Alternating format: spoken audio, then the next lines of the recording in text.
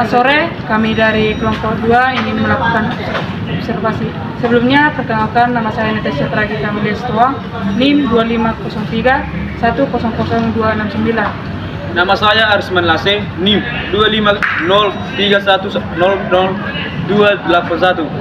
Perkenalkan, nama saya Seniwati Zeka dengan NIM 2503100277. Perkenalkan, nama saya Pikian Skata Benar dengan NIM 2503100258. Perkenalkan, nama saya Yupin Kristiani Loli dengan NIM 2503100288. Perkenalkan, nama saya Stefan Bocah Kristian Zai, NIM 2503100278.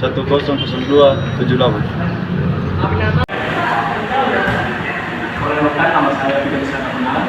Perkenalkan, nama saya Seniwati Zeka. Perkenalkan, nama saya Yupin Kristiani Loli. Perkenalkan, nama saya di sini Pak, kami akan melakukan observasi mengenai tentang perkembangan peserta didik, dan kami ada beberapa pertanyaan. Baik, langsung saja yang menjadi pertanyaannya Pak, bagaimana Bapak menghadapi siswa yang percaya diri atau malu saat melakukan aktivitas fisik? Oke, terima kasih dulu ya. Urusan jawab ya, saya dulu ya, nanti tanya acara ini. Rumah saya yang di satunya di sini, saya sudah di sini. Nama saya Pak. Saya satu guru. Saya guru di sekolah SMK Utama di Jakarta. Saya guru di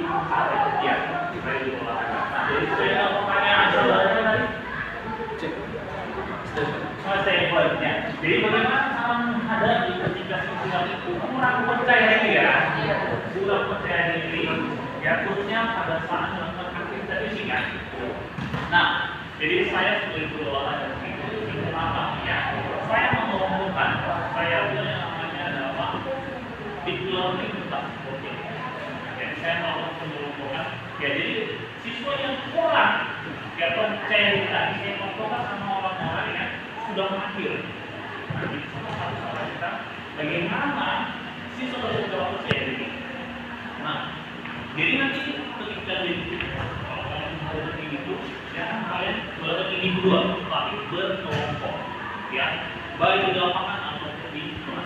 Kalau kita di olahraga ini pastinya ya selalu di lapangan dan siswa kita terus lapangan. Jadi kalau ada anak-anak ini lakukan ya sistem berkelompok. Ya, kalau kita lihat ya bagaimana yang bisa melakukan dari sini, sehingga dia ada motivasi juga, ya, kalau sebenarnya dia adalah satu kelompok tersebut. Dan jangan pernah buat dia individual, tapi dia dalam berkelompok sudah dengan kemampuan mereka masing-masing.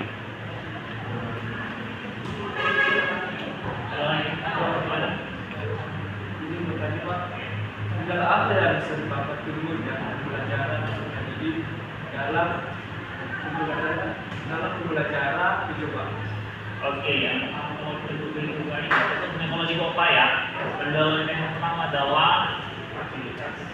Ya, terkecuali kalau sekolah kita itu sudah yang namanya menengah atas. Dan lokasi memang di sekolah saya ini dia memiliki fasilitas. Tetapi kalau di SMK ini mereka lebih kedua mereka. Nah, jadi kalau kendala saya adalah ketinggalan gue juga dari fasilitas, sarana dan prasarana itu yang penting dulu. Itu kendala.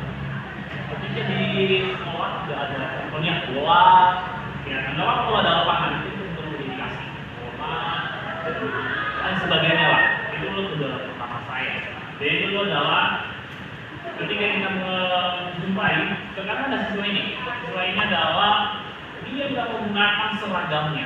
Jadi nanti kalau saya menjadi guru olahraga, maksimal kalau lapangan harus sama semua. Jangan ada contoh untuk praktek, ada yang pakai baju pramuka, ada yang pakai baju training, jangan, ya. Ini salah satu kendala. Tapi kendala lapangan dari fasilitas, ya, lapangan dan prasarana. Terima kasih. Oke, silakan. Kenapa yang menurut Bapak paling efektif untuk meningkatkan perkembangan peserta didik? Oke, nah, jadi sebetulnya kita kalau guru olahraga, kalau aktivitas ini sudah bisa dikatakan ya, anak sekarang Jadi bagaimana caranya itu bisa ya kan? Apa yang kita lakukan? Kita buat yang regulasi. Contoh ya kan, contohnya kalau soal kenaikan ini kan, ya, bisa kita lakukan dengan pembelajaran tradisional, dengan seperti ya kan, itu akan meningkatkan yang namanya sampai. Kalau anak SD kan kita tidak ada bedanya. Kalau anak SD, SMP, SMA beda, ya kan? Kalau anak SD itu lebih permainan, lebih bermain. Jadi aktivitasnya happy itu ya kita memodifikasi bagus. Ya, sama kalau SD, kalau SMP ini lebih dominan ke yang aktivitasnya lebih. Kalau SMA mereka hanya kita ngasih tahu tekniknya saja. Cara melakukan kalau yang lain juga paham.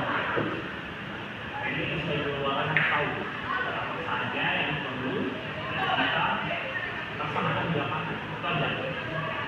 Kasih kalau ada permainan bola, apa yang perlu kita buat?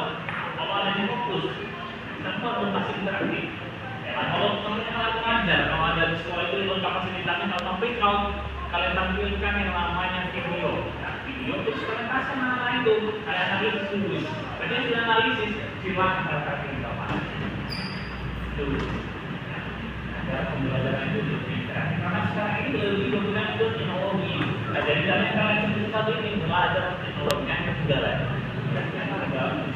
Kerjaan yang bertanya itu anak itu generasi yang masuk di Indonesia masuk dulu.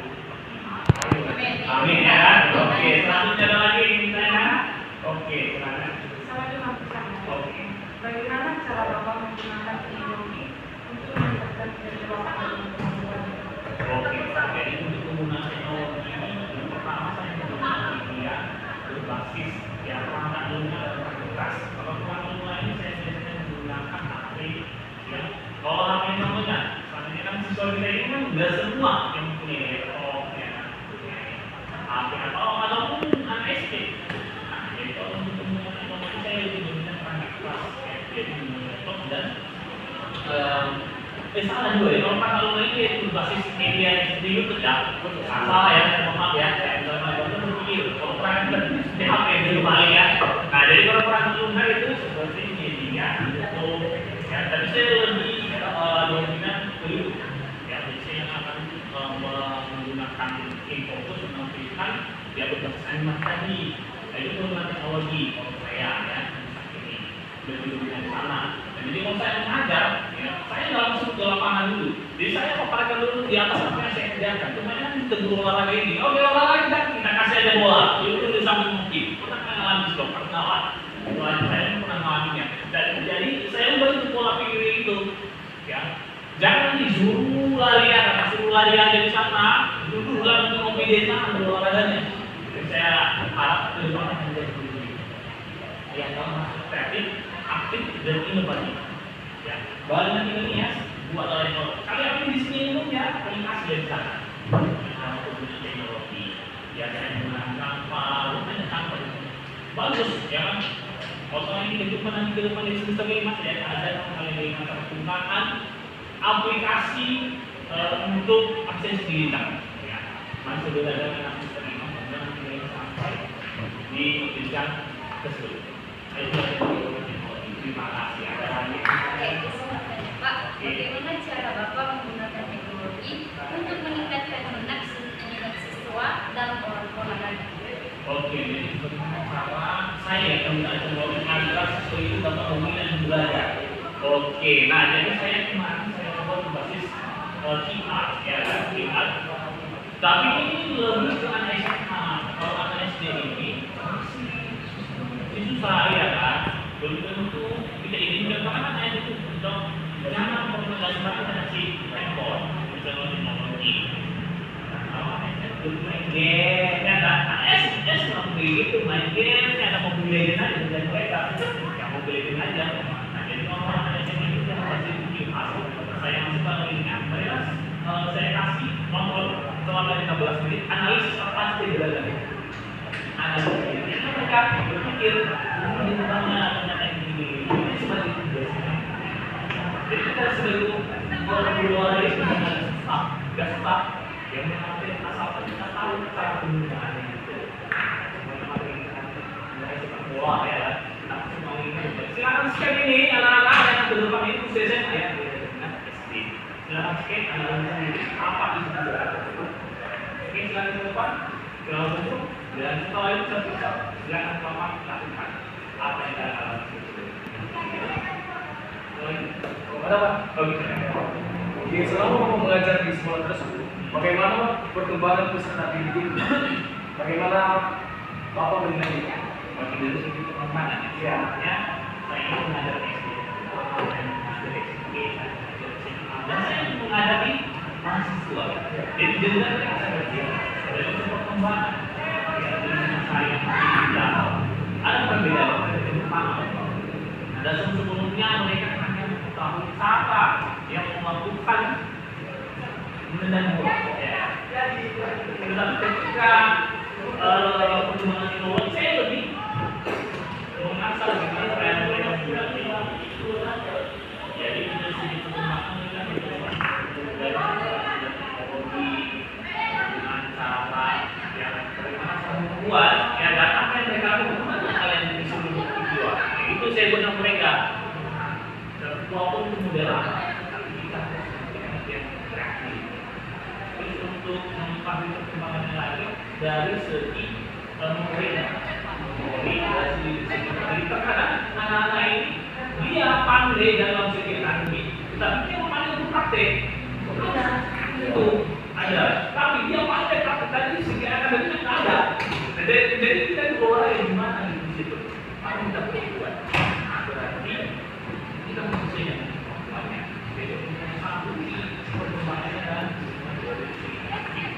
dan dimulai dari segi praktek di lapangan politiknya, ya psikomotoriknya gimana ya dan kita lebih harus yang mengetahui cara kondisi ada rujuknya nanti penilaiannya ya sampai kita lakukan materi hari ini dan perkembangannya nah disitu melalui materi ini bisa nggak dia lakukan bisa nggak dia mengetahui itu memberikan tugas begitu kalau ada yang namanya evaluasi yang yang tunduk aja. Jadi salah satu yang di mengetahui perkembangan tadi ini belajar tugas yang kita berikan. Terima kasih atas waktu. Oke. Nah, baik mengajar semua nanti di tugas ini yang merupakan hasil yang baik ya. Dan juga yang bersama-sama belajar. Kalau bisa memiliki sedikit langit dari itu hal yang bisa menggawainya dengan tahap bertahap. Ya mungkin ini orang yang seperti orang yang sudah banyak pengetahuan ya jalannya dari sini yang lebih dijelaskan bantu masalah kita di sana. Amin ya. Itu saja. Terima kasih. Selamat sore.